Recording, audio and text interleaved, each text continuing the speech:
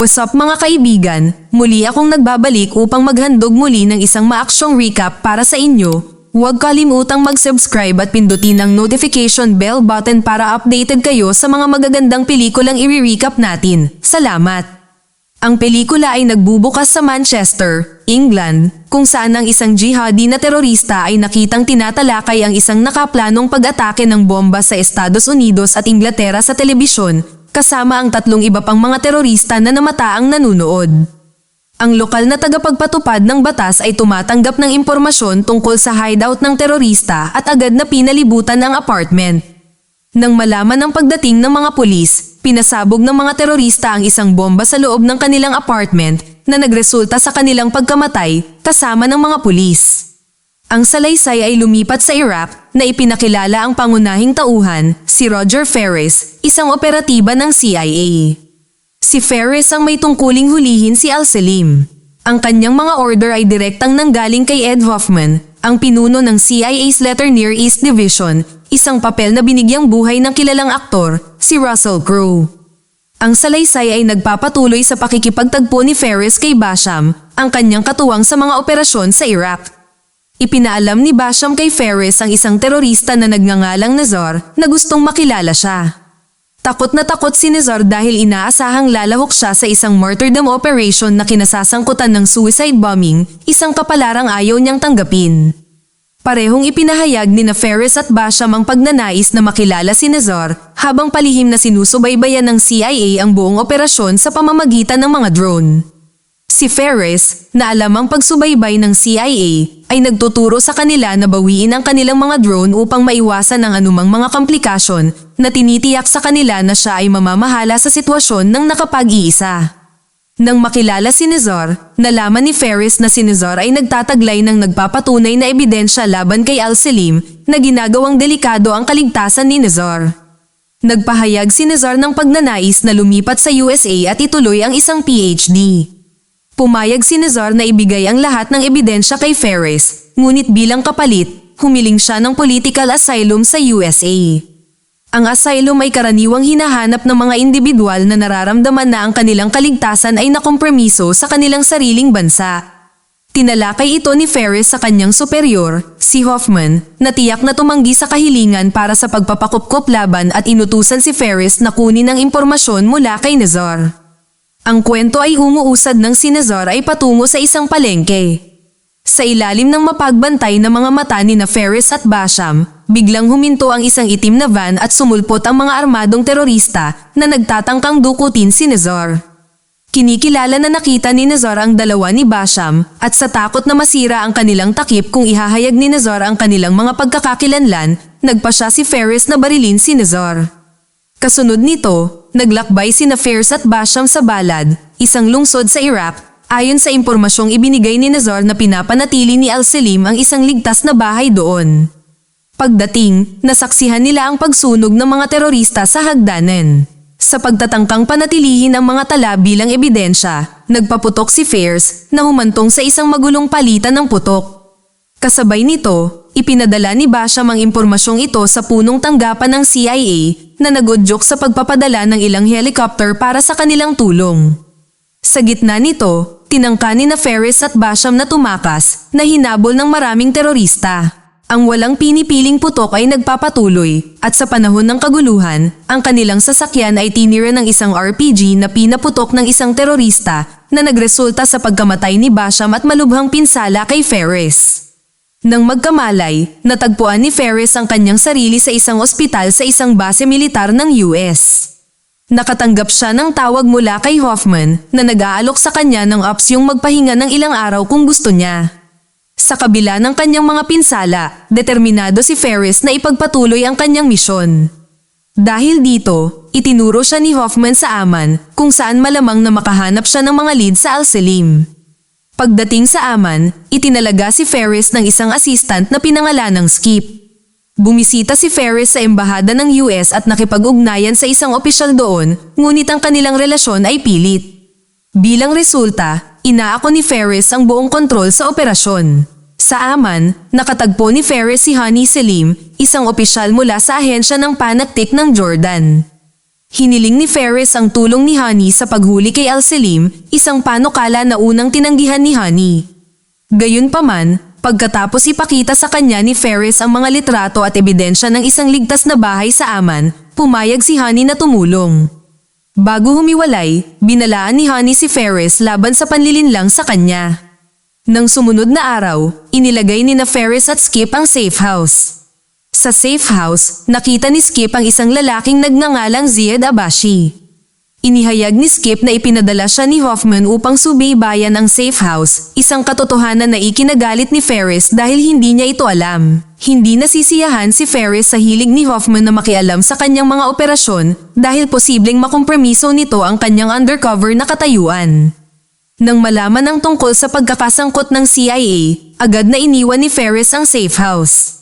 Ang kanyang mga takot ay naganap nang hindi sinasadyang ilantad ni Ziad ang kanyang pagkakakilanlan sa isang terorista sa loob ng safe house na pagkatapos ay tumakas upang ipaalam sa kanyang mga kasama. Gayunpaman, hinabol at hinuli ni Ferris ang terorista, sa huli ay pinatay siya. Isinasagawa niya ang pagpatay upang lumitaw bilang isang pagnanakaw, sa gayon ay iniiwasan ng hinala. Sa pangyayaring ito, si Ferris ay nakagat ng mga aso at nagpapagamot sa isang lokal na ospital. Doon, nakatagpo niya si Aisha na nangangasiwa ng isang dosis ng bakuna ni Ravez. Tinitiyak niya sa kanya na maaari siyang makatanggap ng mga kasunod na dosis sa anumang ospital. Nang maglaon ay nakita namin si Ferris sa embahada ng US na nakikibahagi sa isang mainit na pagtatalo kay Hoffman. Mahigpit niyang itinuro kay Hoffman na huwag makialam sa kanyang misyon. Ipinatawag ni Honey si Ferris sa kanyang opisina kung saan umalingaw-ngaw sa silid ang sigaw ng isang lalaki. Ang pinagmulan ng hiyawan ay si Ziad Abishi na nagsapanganib sa misyon ni Honey at Ferris sa ilalim ng utos ni Hoffman. Ipinaalam ni Honey kay Ferris na si Ziad ay dinidisiplina dahil sa pakikialam sa mga operasyon ng Jordanian Intelligence. Lumipat ang eksena sa Amsterdam, Netherlands kung saan kinukuha ng isang lalaki ang isang piraso ng papel mula sa basurahan. Ang papel ay may pangalan ng isang lokasyon.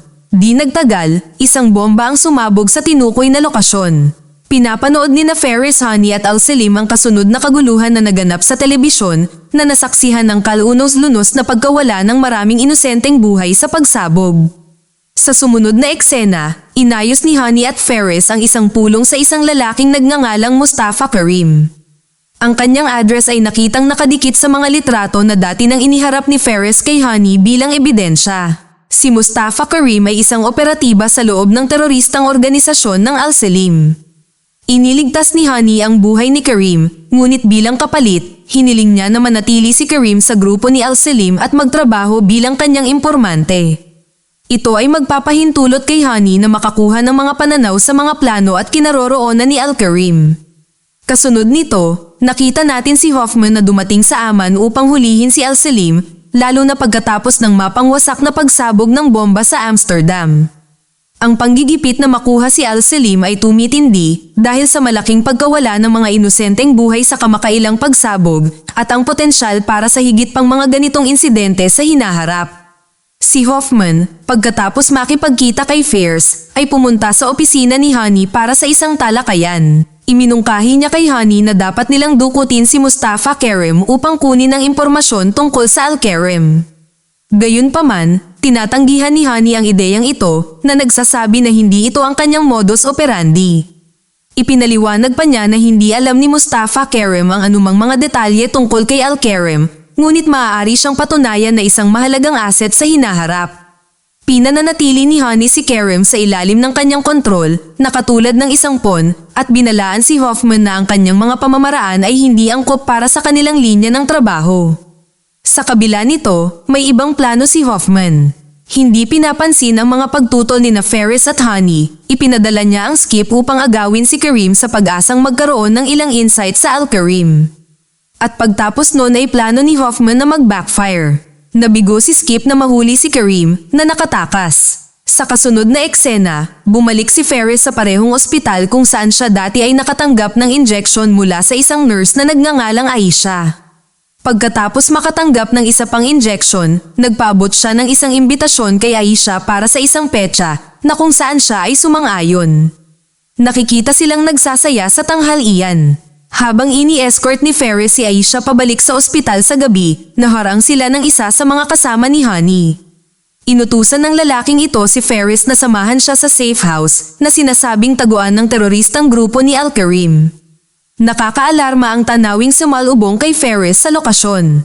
Ang buong gusali ay nasusunog, walang sino mang nakatira at lahat ng ebidensya ay sinunog. Sa sobrang lungkot sa sitwasyon, si Ferris ay nakikitang nakahawak sa kanyang ulo sa pagkabalisa. Kasunod nito, inihatid ng kasama ni Honey si Ferris kay Honey na halatang galit na galit. Inusisa niya si Ferris tungkol sa kanyang kaalaman sa palihim na operasyong ito. Itinanggi ni Ferris ang pagkakaroon ng anumang impormasyon na iniuugnay ang buong insidente kay Hoffman. Gayunpaman, nananatiling may pag-aalinlangan si Honey at binigyan si Ferris ng ultimatum. Mayroon siyang 12 oras para umalis ng bansa. Gusto kong linawin na hindi ako mananagot sa anumang mangyari sa iyo pagkatapos. Sa susunod na eksena, nasaksihan namin ang pakikipagkita ni Ferris kay Hoffman sa Washington at labis siyang nagalit sa kanya. Ang dahilan ng galit ni Ferris ay ang mga aksyon ni Hoffman ay humantong sa kompletong kabiguan ng kanilang misyon. Ngayon, pinipigilan ni Honey si Ferris na makapasok sa Jordan bilang isang resulta. Bilang tugon, sinabi ni Hoffman na may planong ibalik si Ferris sa Jordan. Iminumungkahi ni Ferris kay Hoffman ang isang ideya upang makuha si Al-Karim. Iminungkahi niya ang pagpaplano ng isang pekeng pagsabog ng bomba, umaasa na susubukan ni Al-Karim na tuklasin ang mga salarin. Sa paggawa nito, maaari nilang matuklasan ang kanyang lokasyon at makakalap ng impormasyon tungkol sa kanya. Para magawa ito, humingi ng tulong si Ferris sa isang hacker. Sama-sama silang naghahanap ng angkop na saksi na maaaring gamitin ang pangalan para sa itinanghal na pagsabog ng bomba. Nagpasya ang mga individual na ito na gamitin ang isang taong nagngangalang Omar Siddiqui bilang scapegoat upang isagawa ang operasyong ito. Sa sumusunod na eksena, makikita natin si Ferris sa Dubai kung saan siya naglalakbay upang makilala si Omar Siddiqui. Sa parehong gabi, binisita ni Ferris ang silid ng hotel ni Omar. Nagtanim siya ng device sa laptop ni Omar para i-hack ito, kaya nabigyan ng access si Carland.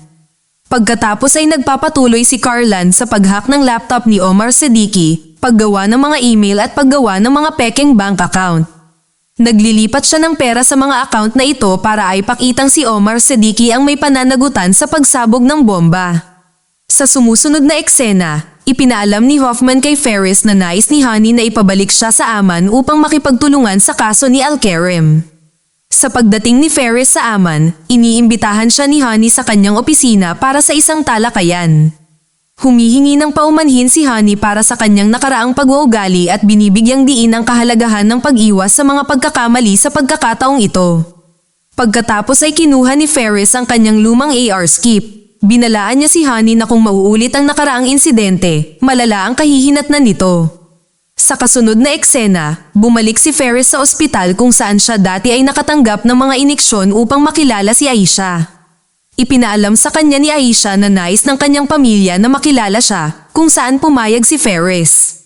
Nang gabi ring iyon, binisita ni Ferris si Aisha at nakilala ang kanyang kapatid na babae at 2 pamangkin. Magkasalo sila sa pagkain, ngunit ang kapatid ni Aisha ay hindi gusto kay Ferris dahil sa kanyang nasyonalidad na Amerikano. Ang digmaang Amerikano-Iraq ay nagdulot ng malaking pagkabalisa para sa Jordan at sa mga mamamayan nito. Samantala, nagpapatuloy ang investigasyon ng CIA sa gawa-gawang kaso ng pambobomba. Sa tulong ni Carlin, nakatanggap si Ferris ng mga peking email mula sa account ni Omar Siddiqui na nagpapalabas na parang sangkot si Siddiqui sa pagsabog ng bomba. Upang palawakin ang panlilinlang na ito, itinatanghal ang mga peking bangkay sa isang base militar ng US sa Turkey na ginagaya ang resulta ng pagsabog ng bomba. Ang balita tungkol sa pagsabog ng bomba ay malawakang ipinakalat sa pamamagitan ng media na tinitiyak na alam ng lahat ang pagiging tunay nito at ang malaking pinsalang idinulot sa base militar ng US. Si Al-Karim, nang makita ang balita sa telebisyon ay nababalisa at inutusan ang kanyang mga tagasunod na kilalanin ang may kasalanan. Kasabay nito, naalarma si Omar Siddiqui sa mga gawa-gawang email na nag-uugnay sa kanya sa pagsabog ng bomba at nagmamadaling tumakas sa kanyang opisina. Si Ferris, sa pakikipag-usap kay Hoffman, ay nagpahayag ng kanyang pag-aalala na ang mga tagasunod ni Al-Karim ay target si Siddiqui. Iminungkahi niyang ipadala si Siddiqui sa US para sa kaligtasan, ngunit tiyak na tinatanggihan ni Hoffman ang ideyang ito. Hindi pinapansin ang pagtanggi ni Hoffman, pinangako ni Ferris ang kanyang sarili na protektahan si Siddiqui. Nang lapitan siya ni Ferris, nakilala siya ni Siddiqui mula sa dati nilang pagkikita sa Dubai. Gayunpaman, dahil sa kanyang mas matinding takot, hindi pinansin ni Siddiqui ang mga salita ni Ferris at nagtangkang tumakas. Sa gitna ng kaguluhang ito, nagawa ng mga tagasunod ni Al-Karim na dukutin si Siddiqui at isailalim siya sa interogasyon. Sa pagtatanong, nalaman na walang pananagutan si Omar Siddiqui sa pagsabog ng bomba. Sa kabila nito, siya ay pinatay at ang kanyang katawan ay natuklasan sa isang basurahan sa susunod na araw. Kasunod nito, nakipag-usap si Ferris kay Hoffman na nagpapahayag ng kanyang kawalan ng kakayahan na magpatuloy sa operasyon. Siya ay labis na nababagabag sa mga inosenteng buhay na nawala dahil sa kanyang mga aksyon at natatakot na baka mas marami pang mga masawi sa hinaharap. Ipinaalam niya kay Hoffman ang kanyang desisyon na abandonahin ang operasyon sa kalagitnaan at umuwi. Pagdating sa kanyang apartment, nakita ni Ferris ang isang sobre na naglalaman ng mga litrato nila ni Aisha. Ito ang naghatid sa kanya na maniwalang si Aisha ay dinukot. Nagmamadali siyang pumunta sa apartment ni Aisha para hanapin siya ngunit wala itong katao-tao. Dahil sa pagkabalisa, humingi si Ferris ng tulong kay Honey at isiniwalat ang katotohanan tungkol kay Omar Siddiqui. Nang matuklasan na muli siyang niloko ni Ferris, walang alinlangan na tumanggi si Honey na tulungan siya. Samantala, dumating si Hoffman sa Jordan, kung saan ipinaalam sa kanya ni Ferris ang tungkol sa pagdukot kay Aisha. Dinyal ni Ferris ang numero ni Aisha at isang hindi kilalang individual na mga sagot na nagtuturo kay Ferris na magkita sa isang tinukoy na lokasyon. Pumayag si Ferris na ipagpalit ang kanyang buhay para sa kaligtasan ni Aisha. Isang lalaki ang nag-escort kay Ferris sa isang liblib na lugar. Kasabay nito, sinusubaybayan ni Hoffman si Ferris sa pamamagitan ng mga drone. Biglang maraming mga kotse ang lumitaw at nagsimulang palibutan si Ferris. Sinipa ang isang ulap ng alikabok na nakakubli sa drone vision ni Hoffman. Ilang individual ang lumabas sa mga sasakyan at pinapasok si Ferris sa isa sa kanila. Nagkalat ang mga sasakyan sa iba't ibang direksyon na nag-iwan kay Hoffman na naguguluhan habang nagpupumilit siyang matukoy kung aling direksyon ang tinahak ni Ferris. Susunod, nakita namin si Ferris na dinadala sa isang kampo ng mga terorista. Dito, siya ay nakatali sa isang upuan at lahat ay nakunan sa kamera. Pagkatapos ay pumasok si Al-Karim sa eksena. Tinanong ni Ferris si Al-Karim tungkol kay Aisha, ngunit mukhang ignorante si Al-Karim sa kanya. Ito ay humahantong sa isang medyo walang katuturang pagpapalitan sa pagitan ng dalawa.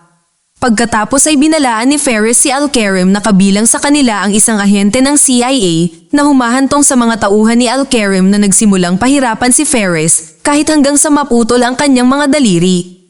Kasunod na ipinag-utos ni Al-Karim ang pagpatay kay Ferris. Gayunpaman, bago may sigawan ng mga tauhan ni Al-Karim ang utos, dumating ang pulisya ng Jordan at iligtas si Ferris. Habang tinatangka ni Al-Karim na tumakas sa pinangyarihan, siya ay nahuli ng isang opisyal na nagngangalang Honey. Nang maglaon, nakita namin si Ferris, ang aming bida, na nagpapagaling sa isang ospital. Dinalaw siya ni Honey at ibinunyag na siya ang dumukot kay Aisha. Ipinaliwanag niya na natutunan niya ang tungkol sa Al-Karim sa pamamagitan ni Mustafa Karimi at ginamit si Ferris bilang isang paraan upang mahuli si Al-Karim. Susunod, nakita namin si Hoffman na lumapit kay Ferris na may panukala ng isang desk job.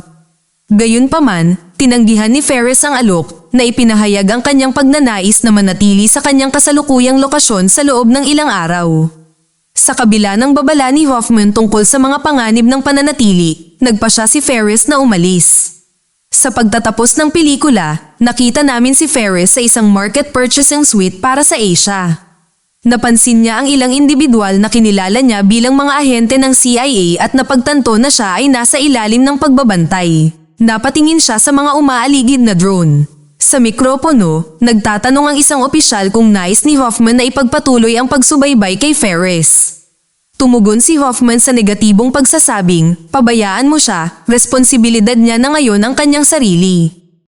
Mag-subscribe para sa higit pang mga video na tulad nito at huwag kalimutan mag-like, comment, share at i-on ang notification bell para matulungan ang aming channel. Hanggang sa muli, salamat!